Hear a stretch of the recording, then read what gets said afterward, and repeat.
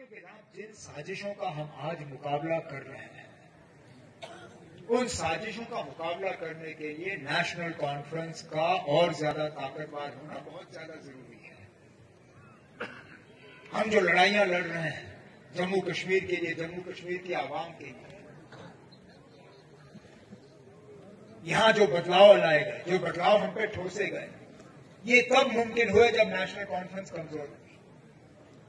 अगर बुनियादी ये कमजोरी हमें नहीं होती, अगर हम सीटें नहीं हारते, अगर पिछले असेंबली इलेक्शन के बाद नेशनल कॉन्फ्रेंस की हुकूमत बनी होती, कोई 370 नहीं हटता, कोई 35 से ही नहीं हटता, कोई आपकी रोशनी की जमीनें जो हैं वो कोई आपसे वापस नहीं लेता, कोई आपके बच्चों के जो रोजगार के ऑर्डर हैं वो गायब नहीं होते, कोई बाहर से ठेकेदार नहीं आता, यहां का ठेकेदार काम कर रहा होता। लेकिन क्या करें, बुनियादी हमारी कमजोरी का इन्होंने फायदा उठाया। और मैं जानता था कि ये मुमकिन होगा, तभी जाके 2014 के असेंबली इंतखाबात के बाद, अल्लाह मगफिरत करे उन्हें, मुफ्ती मोहम्मद सैयद साहब को मैंने दोस्ती का हाथ बढ़ाया।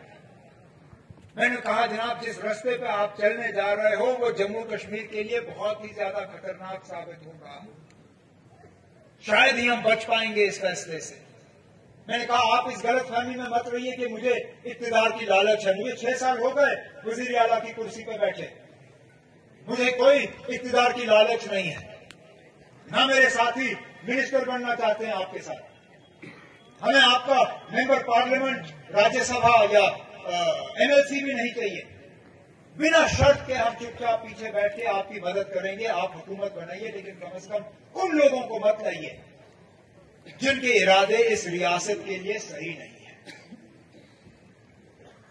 लेकिन अब उस एक फैसले का हम कब तक सजा भुगतेंगे समझ में नहीं आता, क्योंकि कोई भी हमसे की गई बात जो है वो सच साबित नहीं होती।